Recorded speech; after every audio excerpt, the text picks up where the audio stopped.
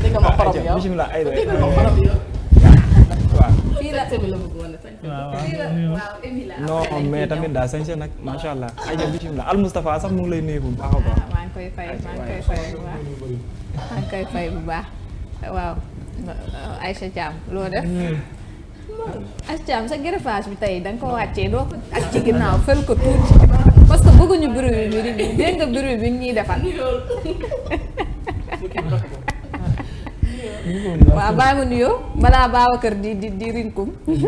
j'espère que dégg nga sanu li mu lay wax. alors di nuyu ñi nga xamante ni ñoom ñoo di ñi seetaan ci bët set di leen wax aussi bienvenue. merci beaucoup Babacar Aïcha ñu dem ci concours bi. Aïcha ponk bu njëkk bi Ahmed dafa dala bokk ci lu ñëwal taxawaay bi nga xam ne amoon na ni ki démb mu di waa Y'en a marre seen conférence de presse bi nga xam ne ñu bare bari ci askanu Sénégal ñu ngi ko doon rek daal di xaarandi ni ki démb nag kàddu yu bari te wute jot na fa jip bokk ci ñoo xamante ni ay leaders yu nekk ay activistes lañ yu ñu gis ñoom tamit bokk ci ki nga xamante ni daanaka moo nekk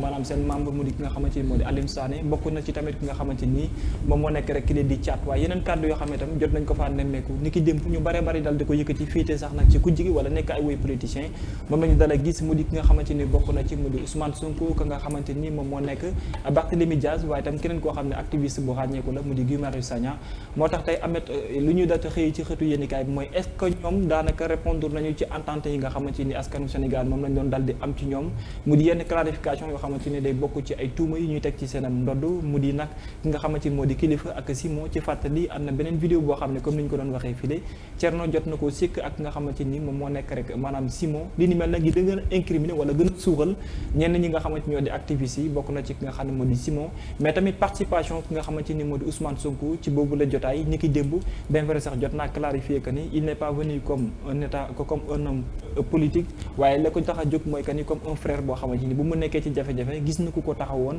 mu di ki nga xamante ni moo di caat loolee moo tax moom tam mu delloowaat ko li nga xam ne moo di boobu la raaya waaye nag est-ce que nekkul ne Ousmane Sonko il joue avec le feu wala par rapport ak carrière politique am ndax li ni mel mën na ko indil ab jafe-jafe ci ëllëgam ak li nga xamante ni moo di ci langum politique yi par rapport ak tuuma yi nga xam ne jot nañ ko teg ci noonu ki nga xamante ni moo di Kilifeu waaye tamit Y'en a marre démb est-ce qu'ils n'ont pas manqué à ce que l'on appelle la clarification dont les Sénégalais lañ doon xaar ci moom bokk tamit seen ëllëgam bi nga xamante ni mu ngi nekk en jeu rawatina boobu rek kuréel di Y'en a marre. man dafa am démb kàddu bu bëri boo xam ne benn phrase boo xam ne dégg naa pratiquement une fois mu ñëwaat ci seeni discours ku ci nekk indiwaat nga ko moom mooy sa mbokk même bu nekkee si lu même bu tooñee da nga kaa war a ñëw ci wetam buñ ko tooñee tamit da ngaa war a ñëw taxaw ko loolu je pense que ne xadis la oustaz yonente bi sallallahu alayhi wa sallam moo ko digle mais dafa am fu ñu ko yemale àggaliwuñu xadis dane bu tooñee da ngaa war a ñëw ci wetam xamal ko ne yaa tooñ wax ko dëgg buñ ko tooñee nga ñëw wax ko mu jéggale loolu lay xadis bi xadis bi yemul si bu tooñee rek ñëwal ci wetam de nga wax ko dëgg ne ko yaa tooñ loolu foofu ñu yemale xadis bi nag moo ma metti ci discours yañ ko jël yëpp damaa bëggoon xadis bi àgg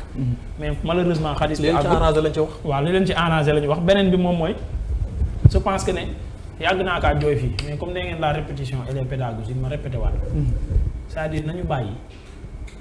ku am tuut def lu la neex après ñu ne dañ laa complot c'est-à-dire le mot complot fii nii je pense que ne bii moom cette fois-ci nañ ñu ci dimbali rek te yàlla tax ñu bàyyi yoon mu def liggéeyam quoi suñu waree daan ceer ñu daan ko suñu waree daan waa Y'en a marre ya fa nekk ñu daan leen te ñu teggi teesu complot même bu nekkee complot c'est-à-dire Babacar man bu ñu may complot mënuñu maa complot ba forcément sama téléphone bi ma koy jaay wala ma koy loué ci complot bi Babacar rek la ñu mën a fay xanaa pour mu comploter ma pour ñëw def ma dara mais man bu fekkee ne man damaa mës a am sama dignité am sama ngor du ma dugg ci luuba Babacar kañ bu ñëwee complot bi du antu mais su ma nangoo Babacar ma jaay ko wala ma jëndanteeg moom ci biir complot bi waaye man damaa participer pour ñu comploter ma loolu lay xaw a nuru c'est-à-dire thèse boobu nañ ko teggi ñu teg ko fële ñu bàyyi ñu ngir yàlla sénégalais yi ñuy caaxaane et finalement li ngay comprendre mooy que démb discours yi ma doon dégg comme li ma doon waxtaane fii ci biti maanaam ñoom ñëpp la ma leen daan yemale démb dañoo gën a prouver ñoom ñëpp ñoo yem léegi nag comme li ma daan wax jigéen ñi di leen ko conseiller naan leen ku ci bañ góor gu la dul wax dëgg da ngay sonal sa bopp da ngay tànn góor gi la dul wax dëgg te nga méngoog moom nga ànd ak moom. fi mu toll nii ñun ak ñoom fii li ñu dese mooy. sénégalais bu nekk rek xoolal ki dul wax dëgg ki la gën a arrangé rek nga ànd ak moom parce que ñoom ñëpp kenn du ci wax dëgg finalement parce que man mënumaa comprendre ay vidéo jënd audiovisuel ngay dégg di gis waa ji di waxaale di encaisser xaalis. ngay dégg di gis waa ji di louer. ba ñuy ut ku mu nuróol pour passeport boobu noonu. nga bëgg a def conférence de presse. maanaam loolu lépp nga bëgg koo weddi. après ngeen ne yéenay waxkatu dëgg yi faraluma nguur gi de. ñi ci nguur gi duñ ñu wax dëgg dañ ñuy fen finalement yéen ñëpp a yam. est-ce que tamit bu ñu xoolee beneen question mooy que la majeure partie benn côté mën nañ jàpp ne nangu nañu peut-être que ne les faits existent mais dañoo jàpp ne lu war a am ci diggante ñaar ak ñaar la mais ni ci procureur de la république autosaisir moo xaw a niroog benn manœuvre boo xamante ni c'est pour éliminer des adversaires wala des personnes qui combattent le gouvernement. su teeloon a woote xam nga lu ñuy wax. déedéet da koo paraxee luñ ciy yàkkamti. ba ñu teelee woo Sonko luñ fi waxoon. lan moo tax ñuy gaawantu di dindi immunité parlementaire lan moo tax ñuy gaawantu di ko woo lu ñuy yàkkamti parce que dañ koo bëgg a tëj dañ koo bëgg a fexeel. bii nii mu xaw a yéex jël diir. ñu ne lan moo tax mu yéexal ko lan moo tax mu bàyyi ba 1 mois après mu koy doog a woo ban nañ ci bëgg c'est-à-dire buñ ñu jàppee ay dof man loo boo gisee may mer tout le temps ci situation politique bu Sénégal. mooy pourquoi nos hommes politiques y compris les Y'en a marre les activistes ce sont tous des politiciens pourquoi ils nous prennent pour des cons pour des fous ils ne nous respectent pas donc ils se victimisent à ton avis. non si lañ dëkk jooytu moom dañ ko tam non loolu moom du politicien kese loolu c'est l'africain ñu baal ma c'est le sénégalais su fekkee dew ma fépp ñun dañoo yar ci victimisation boole yaay même ci këru famille yi boo demee da ngay tooñ ba pare daw ci say mbokk farle la loolu lañ tàmm mooy li may wax ne ku dem sa néegu ndey gis ku la faral même boo tooñee dëgg loolu lañ ñu yaree loolu lañ màggee gisoo suñu discours yëpp nos hommes politiques la colonisation France nous a ni jooyantu rek chercher la solution wala jël seen responsabilité seen part de responsabilité ci mbir loolu jàngaluñ ñu ko moo tax tàmmuñu ay démissionné tàmmuñu échoué dem remettre suñu bopp en cause yooyu yëpp tàmmuñu ko ci victimisation lañ ñu yar ci lañ màgg ci ba mel ni moo tax ñoom ñi foo leen fekk rek jooytu seen part de responsabilité ci lii lan la dëgg la wala du dëgg ñun loolu moo ñu intéressé dañ leen a complot ñu leen ay pexe la ak procureur ni mu leen wooyee dafa gaaw feey est-ce que am na wala amul yan leeral lañ ñu ciy indi ñun loolu la ñuy xaar. Aïda lu ñëwal taxawaayu certaines ñoo xam ne dañoo bokk ci opposition bu Sénégal ñi ki démb même bu fekkee dañu ne sax yóbbu ñu seen casquette politique mais est-ce que ce n'est pas un jeu boo xamante ni mën na briser seen carrière politiquement. voilà man li ma gënoon jaaxal moom mooy dafay nduru appel au renfort parce que tey jii man quelque part démb doon naa ko wax ma ne man je croyais que sax benn instant que ne Y'en a marre ça n'existait plus d'où sort ses membres derrière. parce que tey boo waxee ñu ci doon àddu jëmle bëreetul woon. boo waxee benn Malal Talla moom moo ciy wax déggoo woon kenn même bu dul coordonnateur kon Y'en a marre bi waxul caat moom nga xamante ni moom moo gën a takkaloog ñoom kilifa waxul woon il a fallu ko moom ñu boole ko lu jëm ci tey déglu bi ba mu génn tamit set si on peut dire ci lay ñuy door a wootee mu mel ni dafay nduru loo xamante ni daal comme dañu jàpp ni complot politique la ñu mën ko assimiler ak li nga xamante ni moo daloon Ousmane Sonko et je pense que là ici les cas sont totalement quand même différents parce qu'on parle de trafic de passeport et on voit des vidéos yoo xamante ni moom la ñu fësal ñu ciy dégg ñu ciy gis hier ba ñu dalalee Pape Makhtar il a dit que moom il ne croit même pas à ces vidéos parce que montage mun na ci am ñu jël son bi teg ko ci jël ay images boole ko ci voilà ba ci voir et c'est ce qu'il a dit et moi je me demande comment est-ce que animé parce que ñoom Simon toogoon pour dessin animé la comment est-ce qu'on peut voir Kilifeu voir Simon en train de parler di wax ak ay xaritam koo xamante nañ tey jii ñu wax ni loolu montage la aussi il faut pas qu'on joue tamit ak suñuy xel même si on est en face d'un régime boo xamante ni tamit ils sont prêts à tout tamit pour conserver li nga xamante ni moom moo di seeni acquis conserver tamit seen li nga xamante ni moom moo di chaise présidentielle bi nga xamante ni moo fi nekk buñ ko tamit booleeg li nga xamante ni moom moo di chaque jour lu ne prib dipp ñu ne c'est un complot boo xamante ni ourdi par l'État sénégalais. On peut comprendre que yenn éléments yi mun nañ ca tamit même bu ñu sukkandikoo ci Ousmane Sonko tey jii pour revenir à ta question tey jii mu ne Serigne Bassirou Gueye am na lu mu waxante woon ak kilifa ba dem ci ne ko ni génn leen ci mbirum Ousmane Sonko bu ngeen moytuwul yéen ñëpp di ngeen ci am problème. Donc c'est à partir de ça la ñu ñëwee daal di analyser mbir yi daal di jàpp ni tey ci li complot politique la ba ñu gis ci Ousmane Sonko mu ñëw si tey jii Ousmane Sonko taxawaayam tamit am na lu ko dese ak justice bi. tey jii ba ñu limee ñi fi nekk dañ ne ñu ci ëpp ci ñoom ñooñu teew fa tey am na lu ñu sekkoon ak justice bu Sénégal. Est-ce que c'est pour aujourd'hui camoufler li nga xamante ni moom la ñu def moo tax ñu ñëw bootuwaat fii pour se victimiser moi je dirais que Ousmane Sonko tamit dafa waroon def benn di segg lu muy def ak lu mu dul def parce qu'on voit que certes Y'en a marre ba mu nekkee ci ay guddi gu bët setagul nekkoon nañ ci ginnaaw spécialement kilifa ak booy wax Simon mais c'est un homme politique qui aspire à être un président de la République même si je dis toujours que ni les activistes sont toujours derrière l'opposition di combattre li nga xamante ni moom moo di les mauvaise gestion de l'État sénégalais mais aujourd'hui question bi moom mooy Ousmane Sonko est-ce que moom mi ngi déglu ay conseillers est-ce qu'il parle avec ñi nga xamante ni ñoom ñoo nekk autour de lui ba tey jii wax ju jug rek mu dugg ci parce que on dit souvent que est-ce qu'il en dispose? Voilà parce que am na ñu ko wër am na ay kàngam yoo xamante ni moom wër Ousmane Sonko quand même. Des fois ay da ñu bëri wër la fekk kenn du la ci conseil looy def wala kenn amul fitu conseiller la. Oui mais je pense bien que loolu bu fa nekkee bu tekkee taxawaayam tam erreur la. Ah mais est-ce que aussi njuumte la ci moom le fait que mu dem fa taxaw fa ak aussi. par rapport politiquement personnellement njuumte bu mag la. su fekkee socialement. D'accord après discours bi aussi côté communication njuumte bu mag la. Parce qu'il a dit carrément qu'il n'est pas venu comme un politicien mais plutôt comme un frère pour apporter son soutien. Il aspire à être le président de la République. Qu'importe il devait pas sama avis personnel il devait pas dem foofu mënoon na leen comme am na lu mu wax ne socialement mu soutenir leen peut-être par téléphone wala leen courrier mais pas dem foofu noonu bay yëkkati yenn kàddu yoo xamante ni tamit. bu ñuy laajte tam justice bu équitable il faut tamit mu bawoo ci suñuy homme politique tamit ñuy bàyyi justice di def justice am donte ñi ngi am ba tey présomption d'innocence parce que li jëm ci enquête yi leeragul mais nañuy bàyyi quand même di def di tëb ne c'est un complot de l'État dinañu xaar tamit ba mbir mi fu mu tukkee même si que ñoom def nañ ko en corrélation avec ce qui s'est passé avec les députés de l'Assemblée nationale lan moo tax ñu xaar ba mu au mois de septembre pour boole leen ñoom ñaar ñooñu teg fa donc c'est pour sacrifier ki nga xamante ni moom moo di kilifa ak kii di Simon un peu pour les faire taire parce que bokk nañ ci ñu gën a mën a jàppale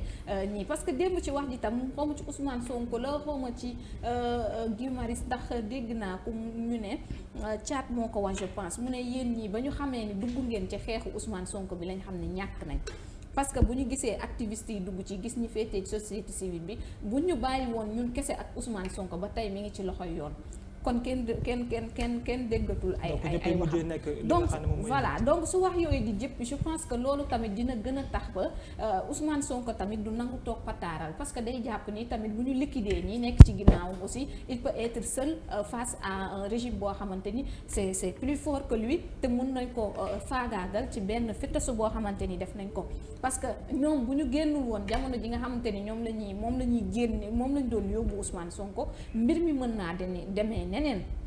payoor lay nekk jeu de ping pong lay doon. boo xamante ni neex si wax bi nañ bàyyi justice mu def liggéey c'est-à-dire ñun ñi koy wax souvent. ñun bu justice waree def liggéey ñun ñoo koy njëkk a mettre la pression. très bien c'est-à-dire kenn ci ñun du ne nii na tey naa bàyyi justice mu boo waxee ñu ne wóoluwuñu justice man contradiction boobu chaque jour ma wax ko. Babacar. benn sénégalais boo wóoluwul justice da ngay dem jusqu'au bout man loolu laa gëm gis nga moo tax souvent may wax ci Karim Xurum Xaax gis nga Karim Xurum Xaax. nee na demul France du dem France nga may ko fa visa contrat du dem parce que duggul France loolu lay bañ boo bañee mbir da ngay bañ léppam mais maanaam man gëwuma justice da ngay dem déposer ji carte d'identité da ngay déposer ji permis da ngay uti carte grise boo feebaree yenn saa yenn affaires yi pour sa famille nga dem lijjanti ko am ngeen papier de mariage boo xamante ni yoon moo leen ko jox tribunal moo lay defal yenn affaires yi pour say doom loolu non attends écoute du justice loolu lépp c'est la même chose yoonu réew la noonu lay doxee nga machine judiciaire saa yoo ko soxlaa nga dem buñ la tooñee nga dem plainte ji ma ñëw ci machine judiciaire ñoom ñëpp am nañ avocat fu avocat bi jóge bu lay layool fu mu lay layool waa gëmoo loolu lu tax ngay ut loolu lépp c'est-à-dire gëmoo ko lan moo tax ngay dem di ko ut lépp saa yoo ko soxlaa woo ko ku la tooñ nga dem plainte lan moo tax ngay dem plainte te gëmoo ko par exemple le cas de Kilifeu ci cas bii nii ñoom gëmuñu ci justice wóoruwuñu ko te pourtant Kilifeu suñuy naataango bu leeral da leen a plainte gëmoo ko looy boole ki nga gëmul ne mënulaa àtte buy àtte du jaar yoon lu tax boo soxlaa ngay dem di fa boole c'est contradictoire nañu bàyyi justice muy def liggéeyam àtte nag ku mu arrangé nga ne bravo ku mu arrangé wul nga ne dañ maa sàcc c'est comme l'arbitre sur le terrain équipe bi su juumee mu noppal équipe bi kenn du wax bu juumee lor équipe bi tiré penalty boo xam ne day lor équipe bi ñu ne arbitre bi daa sàcc c'est la même chose. mais benn côté aussi il faut que ñuy jéem a comprendre benn chose man ci problème Ousmane Sonko laay waxee c'est-à-dire sacrifice la bu Y'en a marre defoon parce que dafa mettre en jeu son mouvement par rapport à crédibilité par rapport bi événement mars yi dalee di ñëw apport bi ñu soutien bi ñu apporté woon au niveau de Ousmane Sonko dafa mettre benn côté en jeu li nga xamante ni moo di seen crédibilité mais n'empêche ils ont pris le risque Ousmane Sonko c'est peut-être pour rendre aussi l'appareil qu'il a fait aussi la même chose parce que dem bu ñu ko déggee mu wax ka ne casquette politique bi ci boppam moom la wàccee ci suuf donc c'est comme un ami boo xamante ni moo ñëw donc lu mënul ñàkk la ci moom que mu jël li nga xamante ni moo di risque bi ñu mel pourquoi exactement c'est des activistes yoo xamante ni dañu am crédibilité boo xamante ni parfois day nekk en jeu mais n'empêche ils l'ont mis en cause waaw mais ba léegi am na différence bu non il n'aspire pas à être président non il n'aspire pas à être président mais il aspire aussi à être des activistes yoo xam sànq kii li mu wax dafa am solo c'est-à-dire ngay aspirer bëgg a yor réew bokkul ak koo xamante ne nii soxlawul jël réew mi ëllëg mais tamit nga nekk koo xamante ni tu es un activiste boo xam ne dañuy mettre en jeu li nga xam ne moo di sa wàllum crédibilité parce que dañuy jàpp ne lépp lu ñëw da nga ci tëddee jaaxanaay non beneen bi foofu laa bëgg a ñëw waaw Babacar fii Sénégal dañuy juwatle xeex ngir am dara ëllëg ak xeex nit activistes yi liñ doon ñëw soutenir uñu Sonko dañ doon xeex contre Macky effectivement parce que dañoo jàpp ne benn mëneur soutenir uñ ko de Ousmane Sonko tamit loolu la yëkkati ci ay moom lay def si nii jàpp ne c'est-à-dire soutenirul Y'en a marre waaw il a un combat contre Macky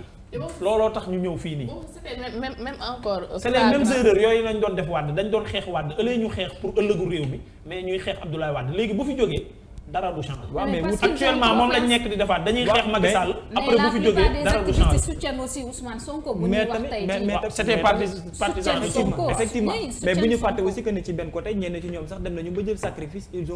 ont crié publiquement que ni ils ont avec Sonko te loolu aussi benn côté am na loo xamante ni c'est-à-dire que dafa nekk benn risque boo xamante ne am na benn niveau booy toll soit nga jël ko dem soit nga ñàkk ko jël nga toog et tamit enjeu la nekk ci moom parce que tey am na benn seetaan bu mu doon am tamit envers ci li nga xam ne moo di mouvement bi beaucoup de gens vont douter catégoriquement que ni mais qui il est de quel côté et qu'est-ce qu'il veut exactement. et puis parce que il va beaucoup perdre tey jii effectivement mënul nekk ci jafe-jafe ñiy dimbali ñiy dimbali ko tey après jii ñi ñi nekk nekk ci ci benn jafe-jafe mu ne jafe-jafe. pat Il est dans le imaginez voilà. dossier bi jugaat yeneen njuuj njaaj buñ ko ci nemmee ko ana qui sera derrière kan moo koy Ousmane taxaw Sonko. man je pense très bien que ni posture bu mu am c'est-à-dire que du révéler catégoriquement que ni posture politicien bi moom moo wàcc mais quoi que l'on puisse dire aussi da koy làq ci ginnaaw comme malaanu kiiraay pour ñu exposer catégoriquement que ni y a une chose boo xam ne des na yaa ko wax sànq mu di machine judiciaire boobu ñu enclenché envers lui te mu war a mën a am ay comptes yi muy rendre ba léegi mu ngi des procédure bi jeexagul du jour au lendemain mën nañ ko sulliwaat donc si jamais tey mu ne patapataaral bu ñëwaatee moom kese day wét ci xeex bi te beneen problème lay nekkaat et pourtant il faut savoir carrément que ni tey apport bi mu dal di indi ëllëg mën na nekk tamit beneen poids bu c'est am doole. intelligent non kon je ba je pense bien tey du apport bu positif. je pense ba tey du non apport non positif. xamu positif wala positif non du apport dama ne positif parce que non dama ne man égoïsme waxuma la kon ku ne sa bopp ngay Non, xalaat ba parce que am léegi- li mu wax non, sànq ma ne- émeute mars yi bu mu fa amee ku génn du ne Ousmane Sonko lii ak lii da ngay naan Macky Sall dégage wala Macky Sall démissionne. non dégg lu ma la wax yow dafa dama ne malaanu kiiraay les personnes yi nga xam ne sont intelligentes parfois moom la ñuy doxee maanaam cache-cache lay doon jeu bi ci boppam bokkul ak li nga xam ne moom lay affiché ci kanam mais man je pense très bien que ni il était dans l'obligation de s'exposer derrière Y'en a marre ou bien même devant même la scène pourquoi parce que tamit à un certain moment il sera dans l'obligation de vouloir un soutien boo xam ne day jógee ci yenn ci activistes yi donc c'est intelligent mais bu ñu nee obligation nag. c'est intelligent jeu la boo xam ne kay moom déjà comme ni ñu titré ci enquête quotidien par rapport ak jeu local yi pour Macky Sall jeu la aussi boo xamante ni ay risques yu bëree bëri la làmbool comme na ko Y'en a marre jële woon moom tam noonu la ko jëlee actuellement mais obligation fu mu am kon foofu yow sa sago amatu fa. non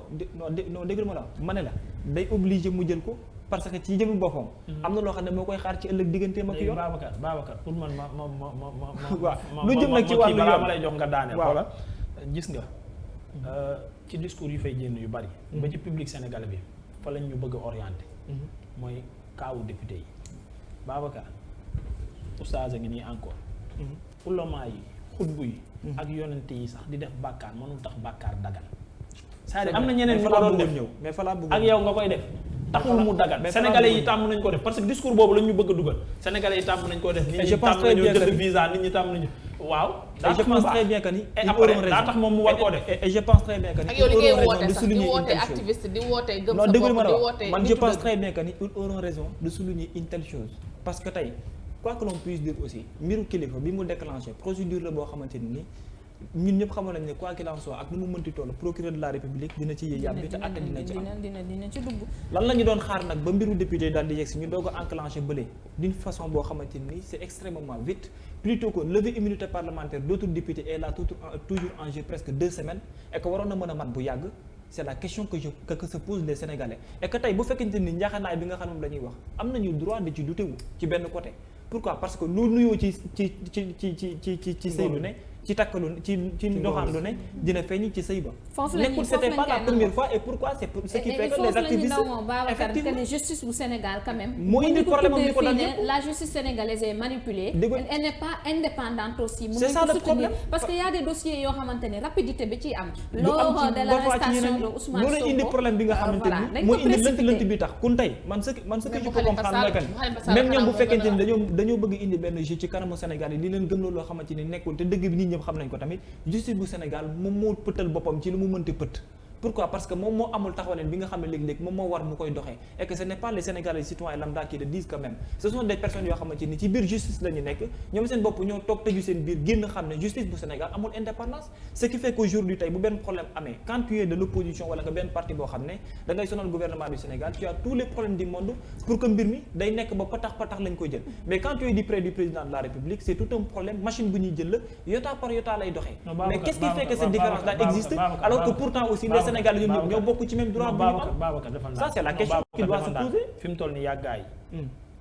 da ngeen a waroo wax ñoom lenteur lañu déplorer ci biir n'est-ce pas dégg ñoom lu ñu wax pourquoi non xaaral non déglu caat laa dégg muy wax mu ne pourquoi 1 mois xaw ma 45 jours ba vidéo yi génneeg léegi procureur autosaisirul pourquoi ce lenteur non fi may wax non xaaral non xam nga fan la mooy depuis affaire député yi ñëw ba léegi non déglu ma dama dégg naa waaw dama leeral depuis affaire député yi éclaté ba léegi mbir mi ni muy doxee vitesse la nekk foofu laay waxee ci vitesse boobu laay waxee par rapport au début non foofu laa bëgg a ñëwee waaw pourquoi su gaawee ñu ne daa gaaw warul gaaw su yéexee ñu ne daa yéex lu tax mu yéex. mooy sama explication point d'interrogation boobu mooy sama explication au début damay ne justice lu ko mën a dal tey maa ngi ñëw moo ko indil boppam parce que moom moo dox ak équité ko s'écoute tamit ayca li nga wax dégg naa ko bu baax et je te comprends et la plupart des Sénégalais moom la ñuy wax man mii moom laay wax man sama position personnelle su ma ko doon wax fii nga xam ne maa la gën a jénn ci loolu mais Sénégalais yi tamit parfois man du ma leen comprendre man bañ naa ko ba du ma boole dama naan ku ma tooñ baal naa la bu ma la tooñee dimbali ma baal ma ndax fa may yóbbu ñemewu ma fa wóoluwu ma fa xam nga kiy wax loolu moom mook Sénégalais yi am na ci benn côté boo xam ne ñoo yam position mais parfois position Sénégalais ak xalaatu Sénégalais yi du ma ko comprendre bu gaawee da warul gaaw bu yéexee warul yéex ban lañ ci bëgg moo loolu laay laajte beneen bi moom mooy li ma la wax sànq mooy que ne affaire immunité parlementaire u député yi loolu lu ci procureur man c'est histoire suñu politique bi ñuy lor chaque jour mooy ñëwaat foofu c'est des gens de Benno Bokk Yaakaar majorité bi ñoom ñoo ko yor foofu noonu am nañ droit wala amuñu droit nit seen naataango ñu bëgg a yëkkati mbalaanu kiirlaayam ñu ne duñ ko voter parce que bëgguñu mu dem ñu solidariser ni politique bi ñu daan lor mooy ñëwaat foofu noonu est-ce que loolu faute procureur la je pense pas faute sénégalais yi lay nekkaat parce que ñoom ñoo leen fa jox majorité bi ñoom ñoo leen ko fa jox mooy erreur bi ma la doon wax sànq mooy teggi fi pour faj mer dañoo teggi Ablaye Wade pour faj mer nangu majorité ba fa nekkoon ci moom jox ko waa Benno Bokk Yaakaar ñoom ñu jël ko di ñu ci duma di leen ci def lu ñu neex. pourquoi le procureur pourquoi aussi ci benn côté ils ont voulu faire le forcing par rapport à Ousmane Sonko avant même de lever son immunité parlementaire dem jëli ko par force pour juger ko wala pour déglu ko. et Serigne Bassirou te convoqué ko te dafa war a autosaisir mu jaar procédure d'urgence la waroon a jaar man ma autosaisir pour que mbir mi am benn rapidité bi par rapport à Ousmane Sonko et que c'est paradoxal par rapport ak bu tey Babacar déglu woo dama laa bëgg a wax ne justice bi amul indépendance d'accord nañ ci loolu li ko teg ñàkk indépendance am moom laa lay wax gouvernement bi daf ci am wàllu rëy mais politiciens yi d'une manière générale ñoom ñooy def manipulation boobu parce que bu indépendant arrangé wu leen que ça soit muy mouvance présidentielle muy opposition parce que bu indépendant ñoom ñëpp ci kaso bi la ñu jëm te arrangé wu leen moo tax ku ci nekk chaque jour ngay yuuxu wu yaay yooyu pour bañ mu jot indépendance am boobu di ko teg pression. Je te donne un exemple le cas de Ousmane Sonko. su nekkul woon Ousmane Sonko ñaata nit nga fi dégg ñuy violé kaaba lijjanti nañ ko ba fàtte ko. lu tax ñemewuñu ko lijjanti ba léegi parce que pression sociale bi. donc kon da ngay accepter ne société bi bokk na ci li tax justice bi amul indépendance foofu laay wax ak yow parce que parfois ñoo koy teg pression boo xamante ne nii duñ ko bàyyi mu àtte. que gouvernement bi aussi la même chose comme li ñuy wax ko ëmb sa sànqal ëmb sa sutura ki leen fa teg.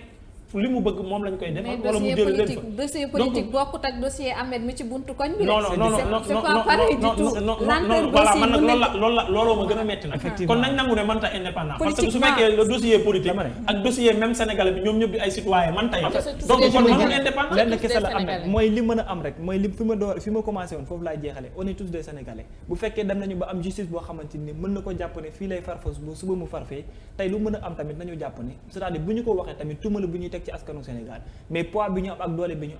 am nañu capacité modifier wala di taxawal lépp loo xam ne ci wàllu équité lay doxee doxuñu ko ñoom ñoo préféré leneen nañ ñi may jàmm kon nag lu ci mën a am ak lu nit mëntu yëkkati pour wuter comme excuse c'est parce que ñoom ñoo ko favoriser ba loolu mën a jàll tey yanamaar man leen rek laa bëgg a wax nekk nañ seen droit moom mooy yanamaar boobu ba tey kenn déggu leen woon et man je me dis que dañoo nee nañ nag ay communication la il faut nga def enquête balaa ngaa génn entre autres mais kuy jàppale nit ba lépp ne wëpp comme au temps d'Ousmane Sonko waroon nañu jug apporter ko seen soutien mais mënuñu xaar ba tey ba mbir mi egsi fii aussi ñu dégg leen parce que ils avaient sorti benn communiqué boo xam te ni ñu ngi ci doon wax laalee wuñ ci dara mais mu ci munti am ñu ngi ubbi seen loxo dégguloo ci kenn koo xamante ni tamit àdduna ci jëmle je me dis que man lii c'est pour ñu solaat seen t-shirt Y'en a marre quelque part man dama jàpp ni personnellement c'est pour defaraat ñoom seen image pour mën a sàmmaat seen taxawaay parce que même hormis ces trois là yi ñu ci jot a cité aussi ñeneen ñu ngi visé même hier on parle de fake news mais on parle de nit dof boo xamante ni ñu ngi ko ciy tudd te ñu ngi expliquer c'est ce qui explique sa réaction virulence bi nga xamante ni moom mun a ci nekkee woon mais ñun lan lañ bëgg